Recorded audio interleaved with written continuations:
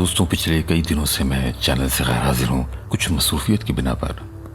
اس دوران میں کئی ای میلز موصول ہوئی ہیں اور لوگوں نے کال کر کے بھی اپنے زندگی کے سچے واقعات سے آگاہ کیا ہے۔ پچھلی دفعہ ہمارے امجد حسین بھائی کے دادا کی زندگی کا آپ نے ایک واقعہ سنا تھا۔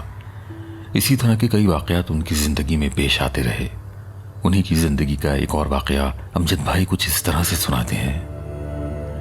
یہ 1947 سے قبل پارٹیشن سے پہلے کا وقت تھا۔ دادا علاقے کے کریانے کی سب سے بڑی دکان کے مالک تھے۔ سارا دن دکان پر گاہکوں کی بھیڑ لگی رہتی تھی۔ ایسا ہی ایک مصروف دن تھا۔ دادا دکان پر موجود تھے، سیلز مین گاہکوں سے نمٹ رہے تھے کہ دادا کی یہ نظر دکان کے ساتھ بنی بینچ پر ایک شخص پر پڑی جو کافی دیر سے وہاں چپ چاپ بیٹھا تھا۔ نفاست سے کرتا پاجامہ زیب تن کیے وہ لگ بھگ 55 سے 60 کی عمر کا ایک شخص تھا۔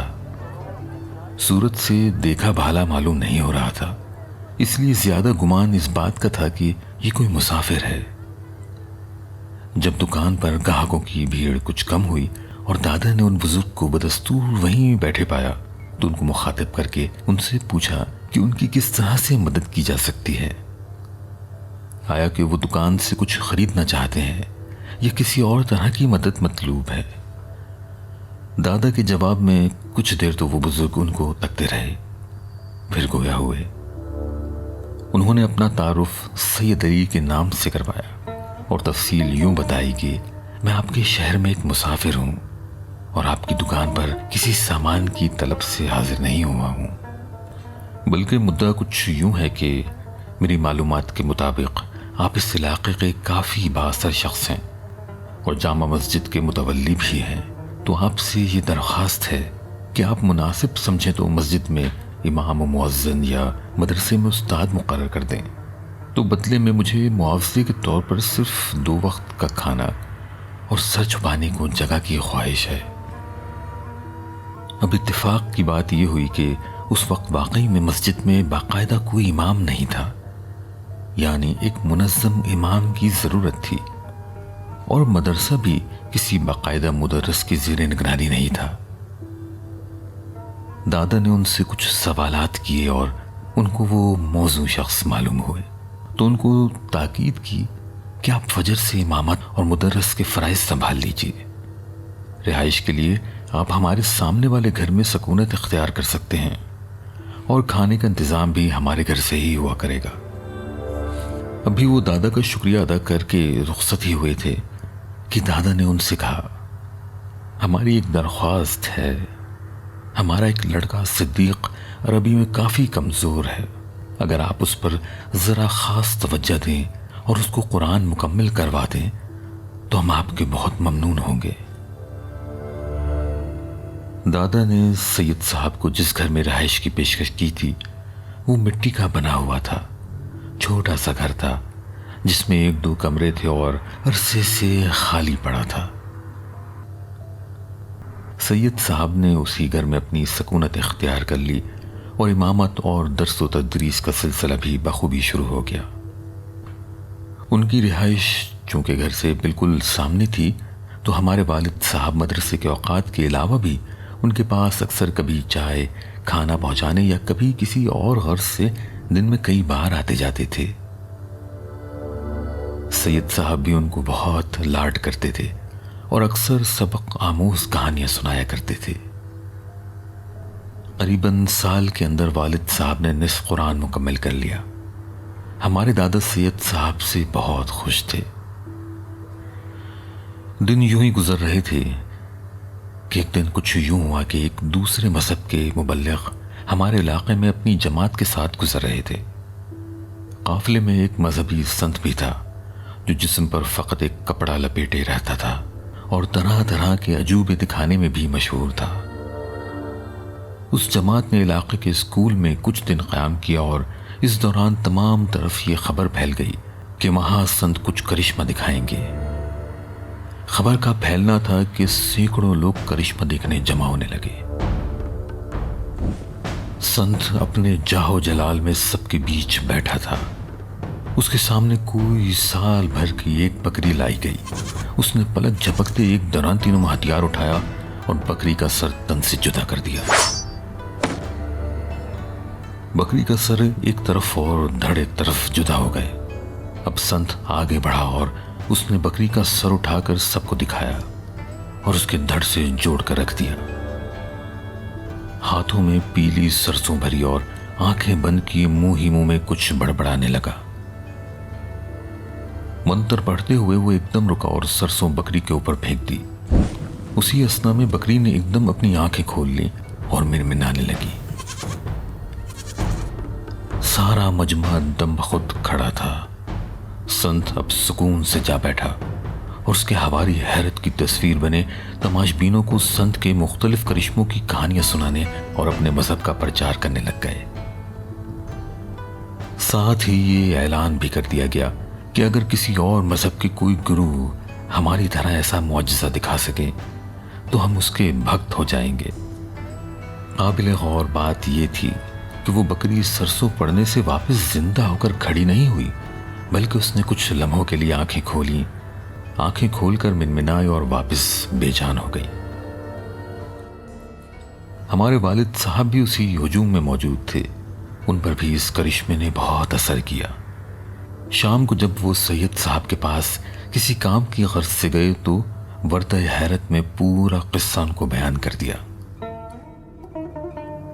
سید صاحب سارا واقعہ سنتے جاتے اور مسکراتے جاتے۔ جب والد صاحب تمام تفصیل بتا چکے تو وہ کہنے لگے، میاں صدیق، یہ کون سی بڑی بات ہے؟ یہ سب شعبدہ بازی اور آنکھوں کا دھوکہ ہے۔ کرشمے یا چمتکار سے کوئی دین بڑا چھوٹا نہیں ہوتا۔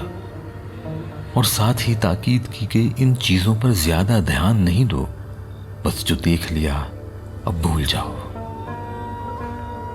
لیکن ہمارے والد صاحب کی تو سید صاحب سے ایک الگ ہی ضد تھی کہ آپ کو ہم نے دیکھا ہے کہ آپ پورا وقت اللہ کی عبادت میں مصروف رہتے ہیں، آپ ہماری نہیں تو دین کی خاطر اس سنت کو جواب دیجیے۔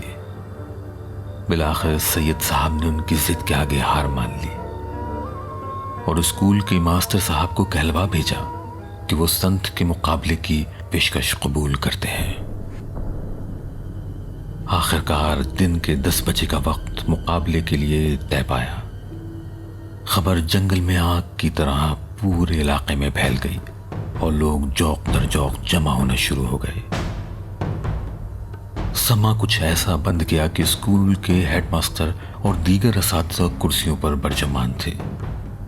آس پاس تمام افراد کا جمع غفیر تھا اور بیچ میں میز کے ایک طرف سنت اپنی لال آنکھوں سے سب کو گھور رہا تھا اور دوسری طرف سید صاحب کھڑے مسکرا رہے تھے۔ سنت نے ہاتھ کا اشارہ کیا تو ایک بکری لا کر زمین پر لٹا دی گئی۔ تمام مجمع پر خاموشی چھا گئی۔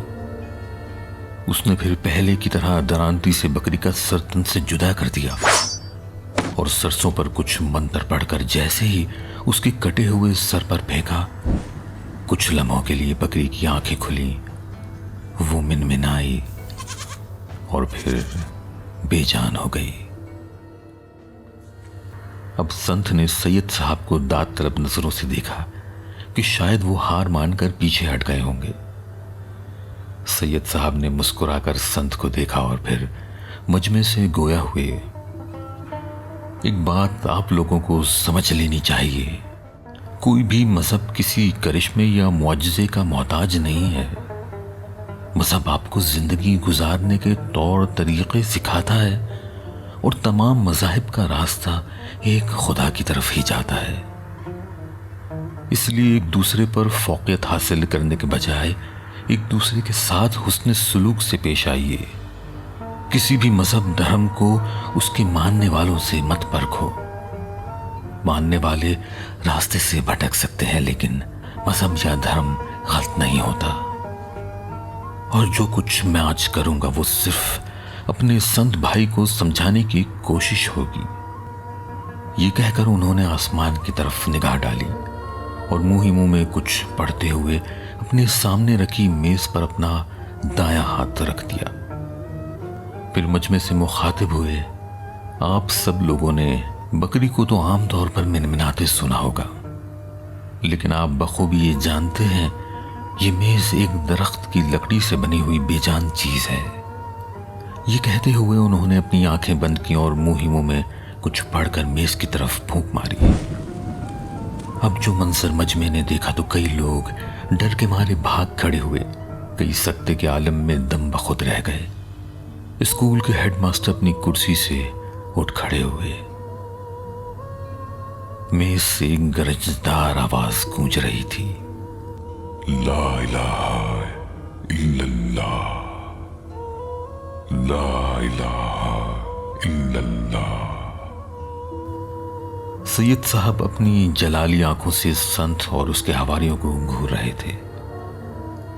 संत समझ चुका था कि ये कोई शौबदाबाजी नहीं बल्कि उसका सामना एक सच्चे आलिम से हो गया है। वो सीधा भागता हुआ सैयद साहब के पैरों में जा गिरा।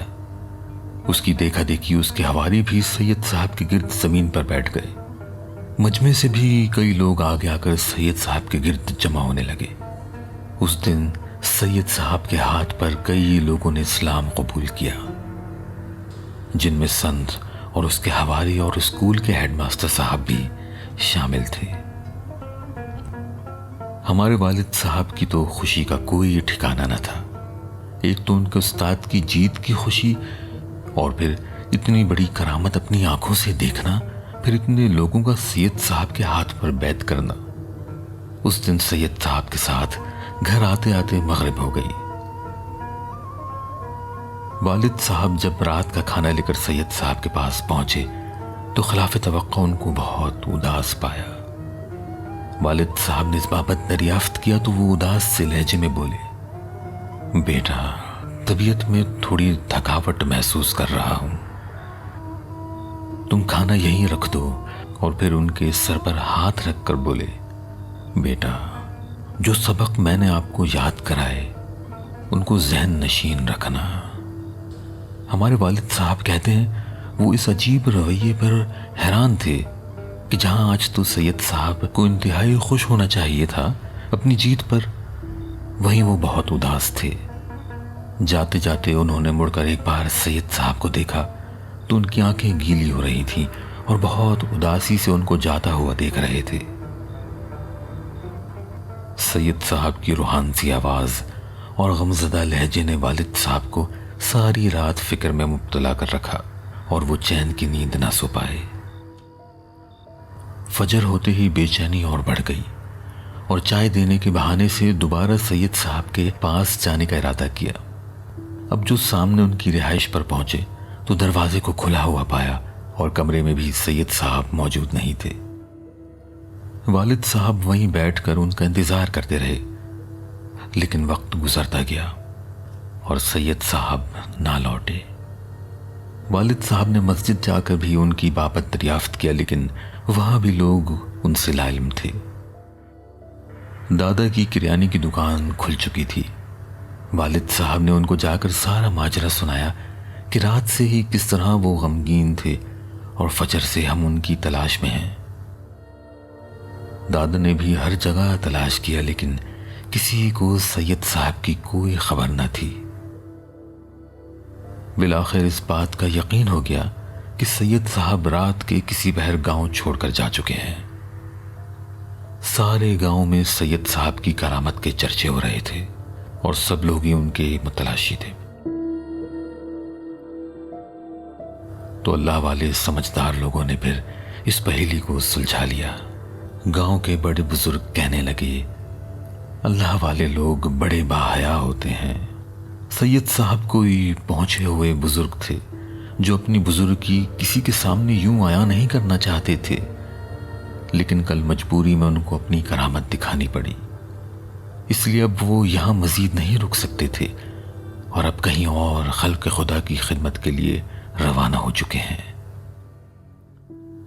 उनके चले जाने से जहां गांव में तो उदासी का माहौल था, लेकिन वालिद साहब बहुत ज्यादा उदास थे, क्योंकि वो सैयद साहब से बहुत मानूस हो गए थे और सैयद साहब ने भी उनको बच्चों की तरह लाड से तालीम दी थी। زمانہ بیتتا گیا۔ قریباً 30 سال بعد والد صاحب کو ایک دن ایک پوسٹ کارڈ موصول ہوا۔ پڑھنے پر معلوم ہوا کہ لاہور سے بھیجا گیا ہے۔ اردو زبان میں تحریر تھا کہ ہمارے آستانے پر ایک بڑے کامل بزرگ مقیم تھے جو اب دنیا سے پردہ فرما چکے ہیں۔ انہوں نے اپنے انتقال کی خبر سے آپ کو آگاہ کرنے کی تاکید کی تھی۔ والد صاحب فوراً سمجھ گئے کہ ہمارے سید صاحب ہی ہیں۔ خبر سن کر وہ بہت دل گرفتہ ہوئے کہ سید صاحب ان سے کتنی محبت کرتے تھے کہ آخری وصیت میں بھی صرف ان کو یاد رکھا۔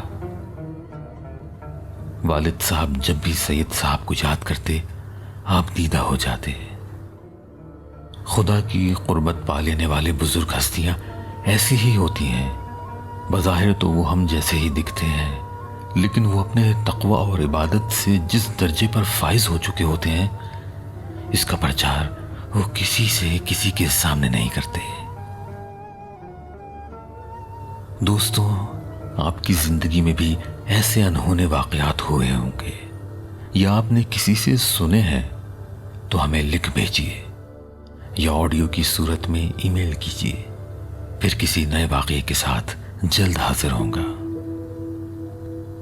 انسانیت سے بڑھ کر کچھ نہیں۔